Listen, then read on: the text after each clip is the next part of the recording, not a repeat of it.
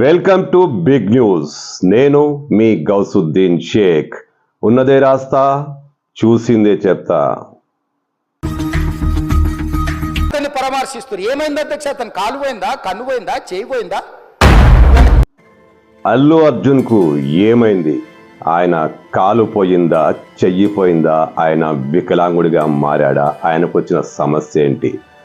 Cinema industry మొత్తం తరలి వచ్చి ఆయన్ను పరామర్శించింది. కానీ అల్లు అర్జున్ కారణంగా ఒక మహిళ మృతి చెందింది, ఒక బాలుడు ఆసుపత్రిలో ఉన్నాడు.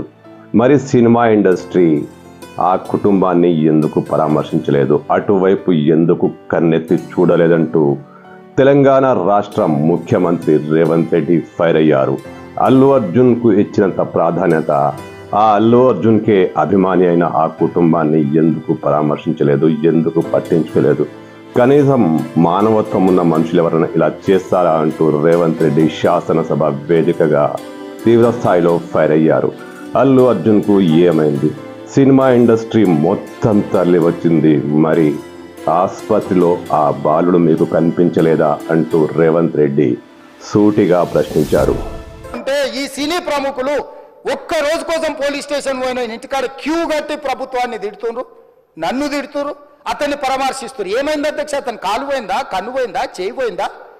ఏమైనా కిడ్నీలు దెబ్బతిన్నా? ఏమైంది? అతన్ని ఇంతమంది సినీ ప్రముఖులు పరామర్శించారు, కలిసిండ్రు, అభినందించారు. కానీ ఆ పిల్లగాన్ని కనీసమన్నా పరామర్శించడానికి సినీ ప్రముఖులు ముందుకు రాలేదంటే సినిమా ఇండస్ట్రీలో ఉన్న ప్రముఖులు ఏం ఆలోచన చేస్తుండ్రో, ఏం కోరుకుంటుండ్రో నాకైతే తెలియదు.